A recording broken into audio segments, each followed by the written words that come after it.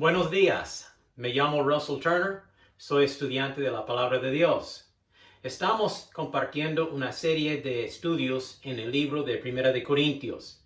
Si tiene su Biblia a mano, le invito a abrir su Biblia al libro de Primera de Corintios y vamos a ver algunos pasajes selectos en capítulos 1 al 4. En el primer estudio, hace como 3 días, yo les compartí 8 puntos que vamos a ver en el transcurso de este estudio. Vimos el primero en el estudio pasado. Si no lo ha visto, pues puede ir a Facebook y ver este estudio sobre los santos en la iglesia. Hoy nos toca ver la división en la iglesia.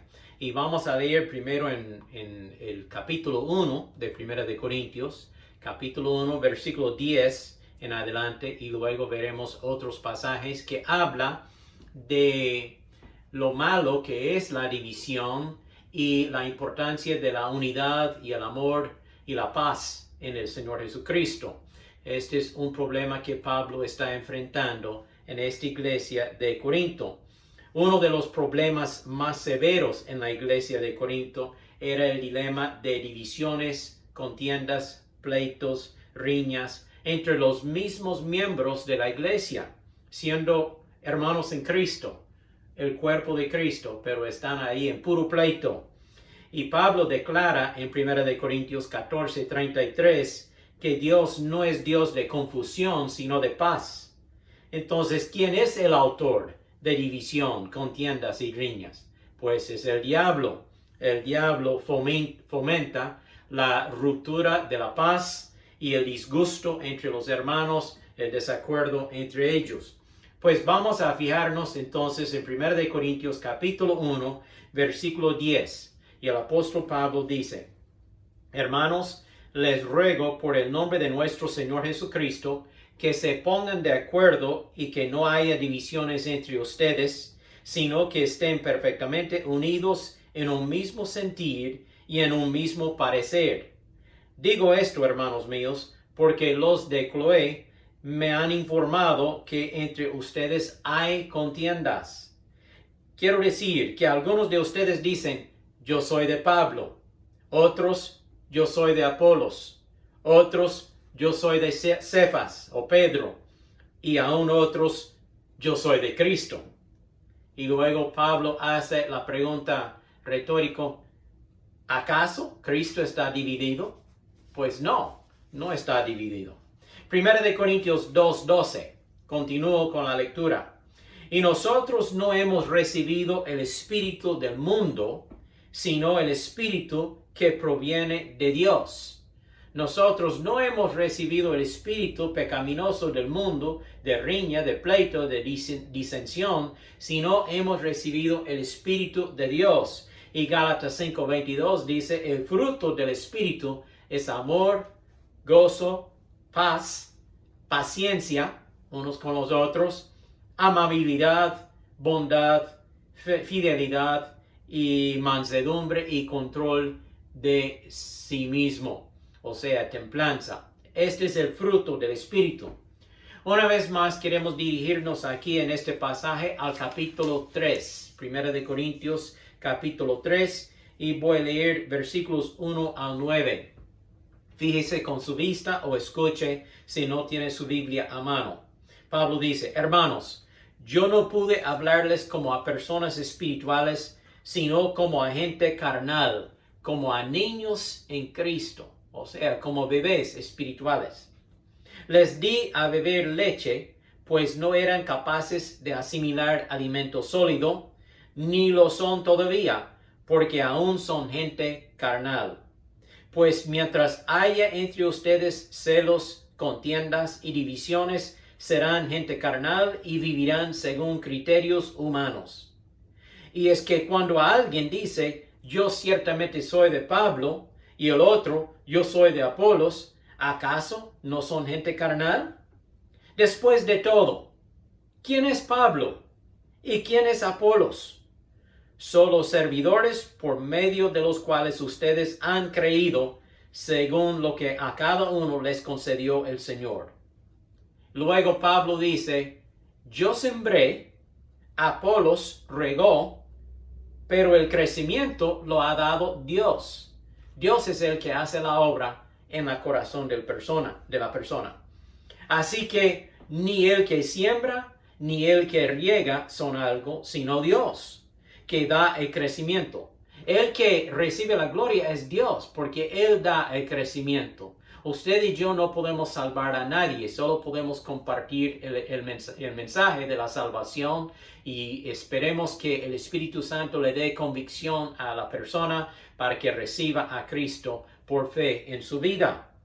Luego dice Pablo, y tanto el que siembra como el que riega son iguales, aunque cada uno recibirá su recompensa conforme a su labor.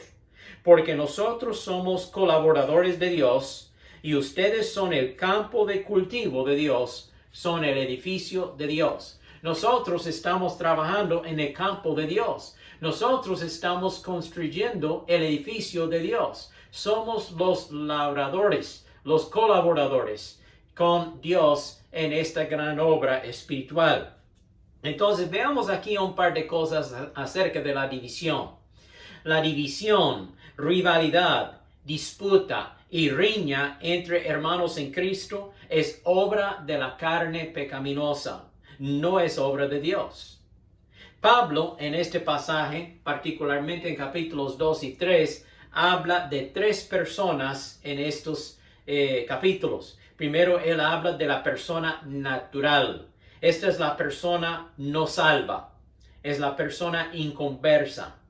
No es hijo de Dios. No ha nacido de nuevo. Solo tiene la naturaleza pecaminosa de Adán, nuestro padre. Entonces, esto se describe como la persona natural en capítulo 2, versículo 14.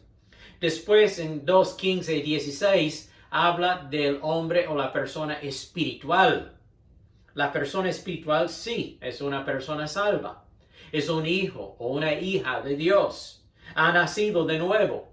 Tiene la nueva naturaleza en Cristo Jesús. Ya tiene dos naturalezas. La naturaleza que uno recibe de sus papás biológicos y la naturaleza espiritual que viene de parte de Dios cuando uno acepta a Cristo. La persona espiritual. Pero después Pablo habla en capítulo 3 de la persona carnal.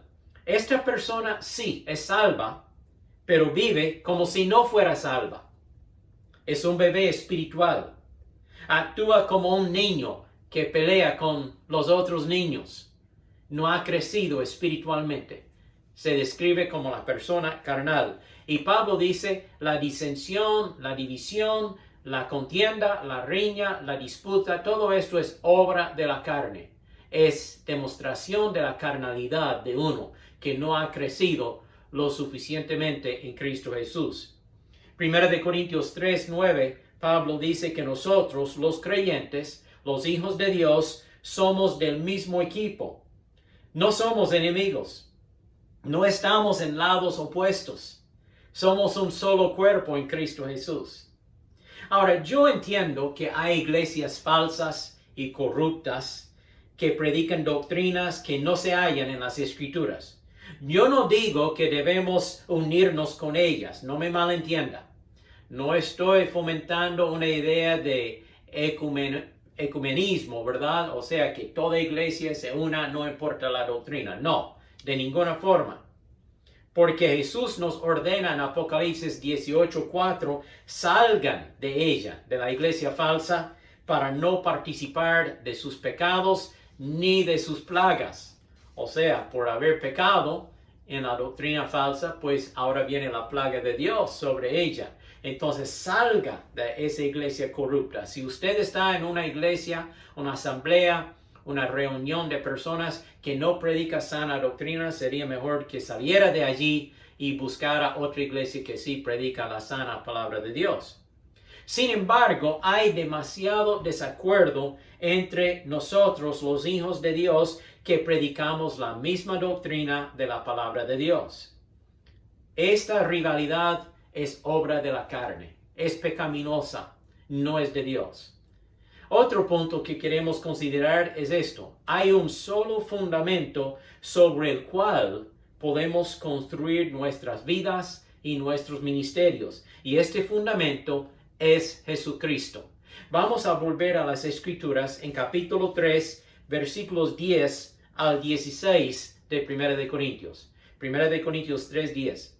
Según la gracia que Dios me ha dado, Pablo hablando, yo como perito arquitecto, o sea, como un experto constructor, puse el fundamento. Dice Pablo, yo vine a Corinto y yo prediqué el evangelio de Cristo Jesús, yo puse el fundamento. Mientras que otro, Apolos en este caso, vino después de mí y sigue construyendo encima de este fundamento que yo puse. Pero cada uno, o sea, cada creyente, cada miembro de la iglesia, debe tener cuidado de cómo sobreedifica. Porque nadie puede poner otro fundamento que el que está puesto, el cual es Jesucristo. Hay un solo fundamento sólido. En Mateo capítulo 7, Jesús habla de dos casas, una fundada sobre la roca y la otra construida sobre la arena. La casa sobre la roca puede resistir el ímpetu de la tormenta y el viento y la lluvia, y se mantiene sólida esa casa, mientras que la casa sobre la arena, cuando vienen las tormentas, las pruebas, las tentaciones y tantas cosas de la vida, pues se lava el fundamento porque es arena y se cae la casa. Obviamente la roca representa a Jesucristo, la arena representa el mundo. Entonces Pablo dice que otro fundamento no puede ser puesto que el que está puesto, que es Cristo Jesús. Ahora, habla luego de la construcción nuestra individual sobre aquel fundamento. Cuando usted acepta a Cristo como su Salvador, usted pone su vida sobre aquel fundamento sólido, Jesucristo. Pero cada uno de nosotros construimos según nuestra propia persona. O sea, algunos están construyendo bien y otros no están construyendo tan bien. Según nuestra espiritualidad o nuestra carnalidad, si estamos viviendo vidas espirituales dedicadas a Dios, vamos a tener construcción sólida. Si estamos viviendo vidas carnales, vamos a tener una construcción pobre que no resiste el fuego. Déjeme leerlo en versículo 12. 1 de Corintios 3:12, continúo. Y si alguno edifica sobre este fundamento y pone oro, plata, piedras preciosas, que es una clase, luego madera, heno u hojarasca, que es otra clase de materia, su obra podrá verse claramente, el día la pondrá al descubierto, y la obra de cada uno, sea la cual sea, será revelada y probada por el fuego. Está refiriendo al día cuando ya estamos en la presencia del Señor, cuando Cristo viene en el rapto y resucita a los muertos en Cristo, y luego nosotros, los vivos que somos creyentes, seremos transformados y arrebatados juntamente con los resucitados a la presencia del Señor. Luego vamos a tener lo que se llama el juicio de los creyentes o el tribunal de Cristo. Y esto es cuando nuestras obras serán reveladas y descubiertas y probadas por el fuego. Si ha construido con oro, plata, piedras preciosas que resiste el fuego, pues habrá recompensa. Si ha construido su vida con tipo de materia como madera, heno o hojarasca, pues eso no resiste el fuego y se quema y hay pérdida de recompensa. No de su salvación, porque ya estamos con el Señor, estamos hablando de cristianos, pero entre los mismos cristianos habrán personas que tendrán recompensa y otros que no tendrán recompensa porque no ha vivido una vida espiritual, sino una vida carnal. Continúo leyendo. Si lo que alguno sobreedificó permanece, éste recibirá su recompensa. Si lo que alguno sobreedificó se quema, ese sufrirá una pérdida. Si bien él mismo será salvo, aunque así como quien escapa del fuego. ¿No saben que ustedes son templo de Dios y que el Espíritu de Dios habita en ustedes? Si alguno destruye el templo de Dios, Dios lo destruirá a él, porque el templo de Dios es santo y ustedes son ese templo. Recordemos que nuestro cuerpo es templo del Espíritu Santo. Y a veces nosotros oramos por una persona que ha malgastado la vida y debemos orar por él. tal vez siendo cristiano aún, pero no ha vivido una vida dedicada a Cristo, sino una vida carnal. Entonces ahora está enfermo o débil o ha caído en mucho afán y problema. ¿Y sabe lo que está pasando ahí? Él está cosechando lo que había sembrado. Si nosotros sembramos según el Espíritu, cosecharemos bien, cosecharemos recompensa. Pero si sembramos a la carne, pues el mundo pasa y sus deseos no es permanente, es solamente temporal y habrá pérdida de recompensa. Por eso debemos orar por esas personas, pero no puede escaparse de las consecuencias de su vida. Usted cosecha lo que siembra. Yo cosecharé lo que he sembrado en mi vida. Ahora, en 1 Corintios capítulo 4, versículo 15, Pablo declara que él es el padre espiritual de los creyentes en Corinto. Él los engendró por medio del Evangelio. Él los ganó para Cristo. Ellos son sus hijos espirituales. Muchos otros predicadores y maestros podrían venir y enseñar la palabra de Dios y compartir las verdades de la palabra, pero Pablo dice que él había llegado primero con el Evangelio, él les testificó, él los había ganado para Cristo y por lo tanto él era el padre espiritual de ellos. Yo soy su padre espiritual, ustedes son mis hijos espirituales. Luego Pablo habla aquí mismo en capítulo 4, versículos 19, 20 y 21, con voz de corrección, con voz ruda, con voz de disciplina. Porque él dice, yo voy a visitarles muy pronto. ¿Cómo quieren que yo llegue? ¿Con vara de corrección? ¿Con disciplina? ¿O con amor y espíritu de paz? ¿Qué prefieren ustedes? Entonces, quiten estas divisiones, estas riñas, estas contiendas, y vivan como hermanos en paz entre ustedes, él dice. Yo recuerdo cuando éramos niños, yo y mis hermanos, a veces entramos en pleito y berrinche, y mi mamá diría, ok, esperen que llegue su papá, él va a castigarles. Inmediatamente empezamos a portarnos bien. Dejamos de pelear. Nos pusimos de acuerdo con las tareas de la casa. Actuamos como hermanos en vez de enemigos. ¿Por qué? Porque papá vendría pronto y tendríamos que rendirle cuentas. Bueno, hermanos, Cristo viene pronto y tendremos que rendirle cuentas a Él también. Mejor que vivamos en paz. Bueno, ¿qué hemos visto aquí en este estudio sobre la división de la iglesia? Primero, Corinto era una iglesia dividida por personalidades. Yo soy seguidor de Pablo. Yo soy de Apolos. Yo sigo a Pedro. Y otros que decían, ay, nosotros somos más espirituales que ustedes. Nosotros seguimos a Cristo. Ahí divididos en sus 4 facciones. También esta iglesia sufría de otras divisiones y pleitos, tales como pleitos legales. Iban a la ley uno con el otro, a la corte de juicio, peleando uno con el otro. Discusiones sobre cuáles comidas podrían comer y cuáles no podrían comer. Desacuerdos acerca del hablar en lenguas y cuáles dones podrían practicar en la iglesia. Y discusión sobre si las mujeres podrían predicar o no deben predicar. Y aún tuvieron un pleito sobre si Cristo hubiera resucitado, sobre la misma resurrección de Cristo.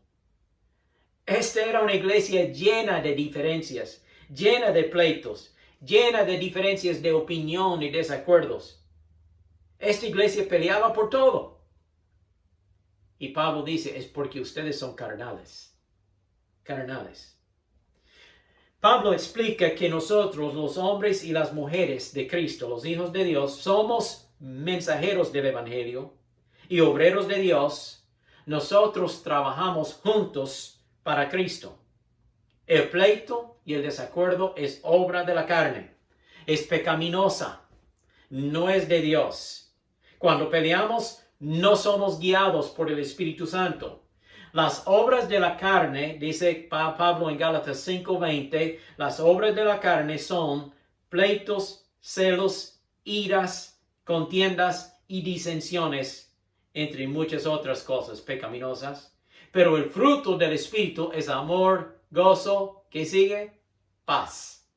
Paz. Y luego paciencia.